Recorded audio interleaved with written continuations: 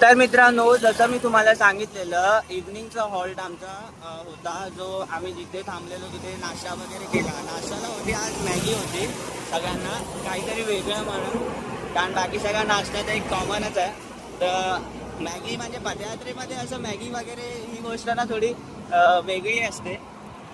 पहिल्यांदाच आमच्या मनात वाटतं काहीतरी ट्राय केलं असं वेगळं, काहीतरी पोरांना असं खुश करण्यासाठी. तर मॅगी वगैरे खाल्ली आम्ही. त्यानंतर मी जसं तुम्हाला बोललेलो की आजचा हॉल्ट रात्रीचा डायरेक्ट पायथा आहे, कारल्यागडाचा पायथ्यालाच रात्रीचा हॉल्ट आहे.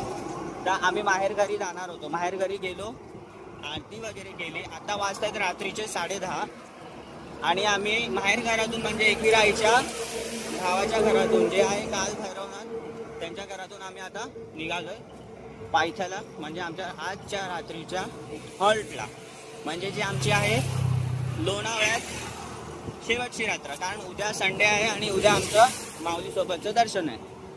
तर खूप मस्त वाटतंय, कारण रस्त्याला ना लाईट्स बिट्स नाही आहेत आणि पावसाळ्याचं वातावरण आहे. तर ऑब्विसली हवेमध्ये थंडावा तर असणारच. तर मस्तपैकी थंड थंड हवा येत आहेत, बाजूने मोठे मोठे कंटेनर्स गाड्या बिड्या जात आहेत ना, खूप मस्त वाटतंय. लाईफमध्ये सगळ्यांनी एकदा ना पदयात्रा किंवा असे सगळे प्रोग्राम्स अटेंड करायला पाहिजे, अशा सगळ्या ॲक्टिव्हिटीज करायला पाहिजे. खूप मजा येते, कारण असे सगळे ॲक्टिव्हिटीज आपण डेली लाईफमध्ये करूच नाही शकत. असं काहीतरी वेगळं असेल तेव्हाच आपल्याला हे सगळे ॲडव्हेंचरस गोष्टी करायला भेटतात. तर चला, ब्लॉगमध्ये पण कंटिन्यू राहा. कसे वाटले ते नक्की सांगा. चलो.